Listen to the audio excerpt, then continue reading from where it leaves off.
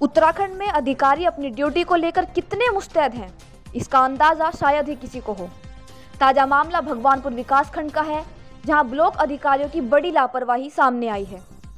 आलम यह है कि कोरोना काल में विधायक नीति से खरीदे गए 10 लाख से अधिक की कीमत के 2 नए ट्रैक्टर कूड़े के ढेर में तब्दील हो चुके हैं।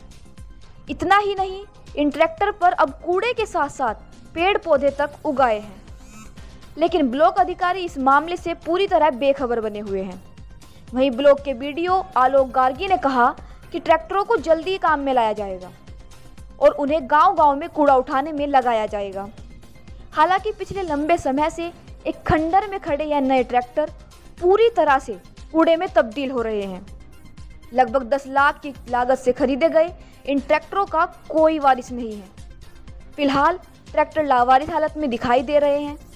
यह ट्रैक्टर ऐसे स्थान पर खड़े हैं जिन पर जल्दी से किसी की नज़र भी नहीं पड़ती। गौरतलब है कि कोरोना काल में ज्वालापुर से भाजपा विधायक सुरेश राठौड़ की विधायक नीति से DI 22 4,25,000 और DI 745 सोनालिका ट्रैक्टर 6,80,000 की कीमत से खरीदे गए थे, जो आज बदहाल हो चुके हैं।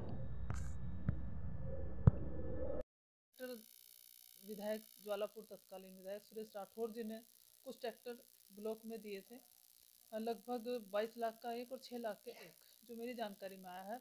बड़े दुर्भाग्य की और चिंता की बात है कि हमारे अधिकारी लापरवाह हैं, घोर लापरवाही है।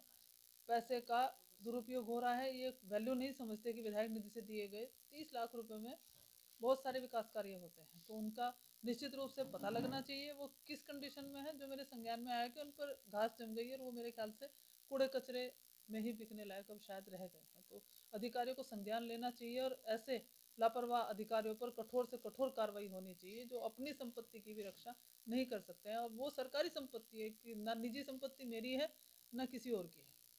वो जनहित के लिए दी गई तो जनहित के लिए उसका उपयोग होना चाहिए। तो निश्चित रूप से अगर ये अधिकारी नहीं जागते हैं तो इस मुद्दे को अभी हम जिलाधिकारी महोदय से भी बात करेंगे। अभी परसों जल जीवन मिशन के अंतर्गत भी बैठक हुई। बुरा हाल है जल जीवन मिशन का, सड़कें तोड़ दी गई हैं।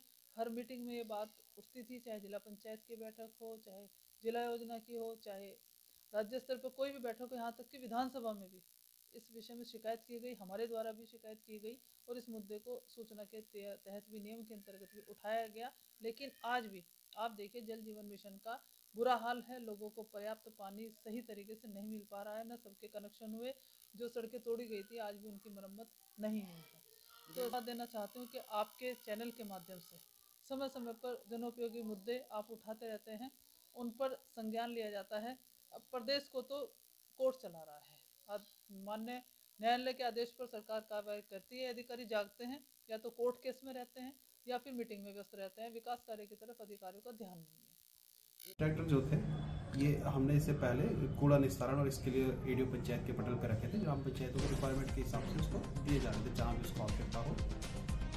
और आगे देखेंगे अगर इसमें कुछ और भी रिक्वायरमेंट पड़ती है तो वहाँ भी उसको डिप्लॉय करने लगते। लेकिन ये कुछ दिन से थोड़ा से चले नहीं है।